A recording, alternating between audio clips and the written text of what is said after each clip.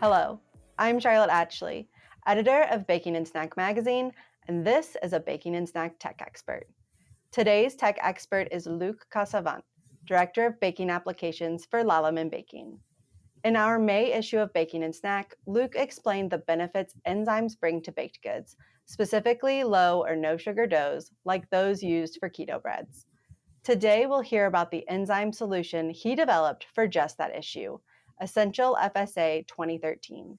Thanks for joining me today, Luc. Good afternoon, Charlotte. Thanks for the invite.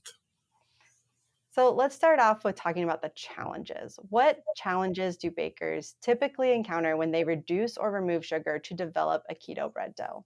The main thing is for formulators to prepare keto bread or zero net carb bread or low carb bread, whatever appellation you can give to the formula. They use resistant starch in combination with gluten or protein isolate. And what they see is they try to proof the dough, and the dough is not proofing to height. And because simply the yeast is deprived of fermentable sugar. So we have an enzyme cocktail, which is the FSA 2013, that can be used to break down the starches, even partly the resistant starch, and provide the sugar the yeast needs to proof to height. So how does Essential FSA 2013 assist with those challenges that come with formulating a low or no sugar dough? Well, it's providing sugar to the yeast. In these formula, they use resistant starch, as mentioned maybe earlier. So this resistant starch is not that really available for the yeast to feed on or for enzyme to break it down. But the enzyme cocktail in the FSA 2013 is able to provide sugar even from resistant starch or low level of regular starch that would be in the formulation, allowing the yeast to feed on and to proof the dough to height. So usually the bakers or formulators, what they see the dough proofing and then the dough stop proofing. And that's because the yeast doesn't have any more sugar. By adding the FSA 2013, the yeast will continue to produce gas and rise the dough until you reach the right height. So, Luc, what other benefits does this enzyme solution bring to a formulation?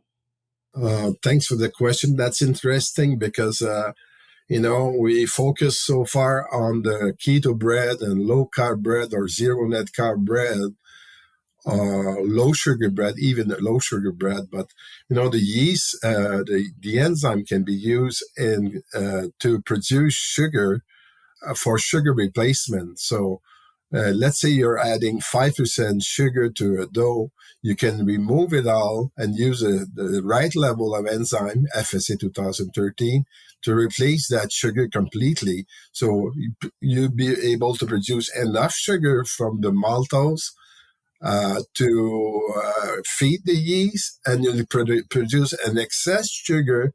So the sweetness of the bread is the same as if you added 5% sugar. The other interesting thing is the following: is you could use the enzymes in a very high sugar bread. As you know, very high sugar levels in bread are inhibiting the yeast quite substantially because of the osmotic pressure, and the yeast is slowed down.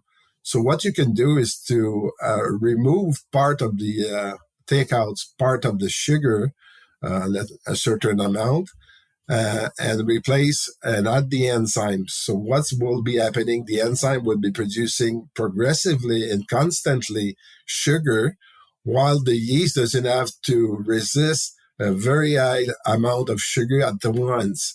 So what is happening is the yeast can proof faster. So for the same yeast level, you can proof in a faster time, or you can reduce the yeast and proof in the same time, and still get the same sweetness of the final product.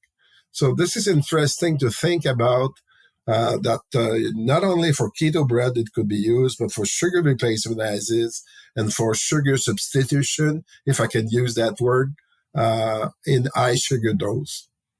Well, thank you so much, Luc, for joining me today on this Baking and Snack Tech Expert.